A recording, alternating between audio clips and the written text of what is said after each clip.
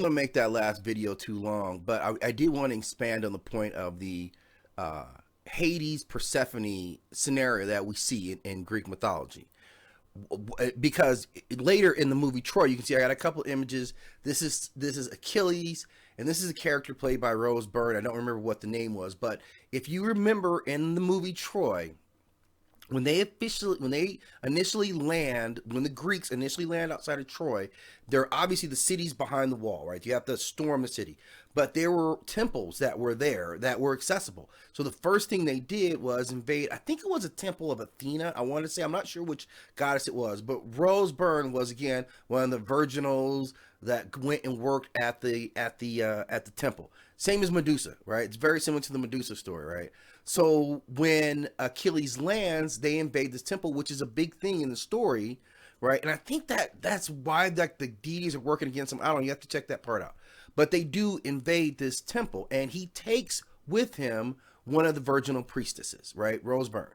So you see in the movie, their relationship changes from I just kidnapped you, now I'm raping you, which got to be terrible for anyone, especially a virgin, and to the end, it's more of a loving relationship. So why Greek mythology tells you that, I don't know. I don't know. But if I watch Greek mythology, if I read enough Greek mythology stories, it tells me, okay, if I want a chick, go and grab her, right?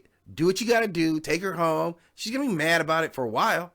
Then after a while, it might even be a loving relationship after all. She's at least going to accept you got her now, right? Because it happens. We see it happens with Achilles. It happens with Hades there.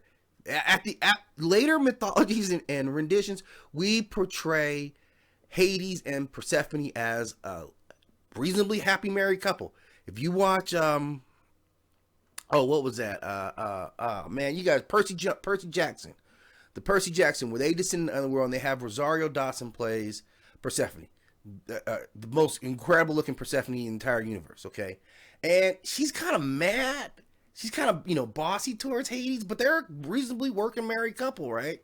So that's kind of what the stories tell you. And the same things happens with Zeus and Hera. Like, remember the story of Zeus and Hera was that he knew that she had a love for animals. So he turned himself into some animal, and she was petting, I think it was like a goose or something like that, a swan or something like that, right? And then he's like, bam, it's me, Zeus. I'm right here. And it goes down. Okay. So she ends up marrying him. So you married a goddess. It didn't just work on regular women. This worked on goddesses too. Right. You get you a goddess. If you could facilitate that, you're going to get you a goddess wife at the end of it. Right. So I don't know why Greek culture was written that. That's the message that I get at. Well, I'm sure a lot of you guys are going to tell me how wrong I am. Just totally fine. Right, I appreciate it. I'm just saying, if I was a simpleton, which I am, and I'm interpreting that story, this is what it's telling me to do. Why that was prevalent coming from that culture in that geographic area at that time, I can't explain.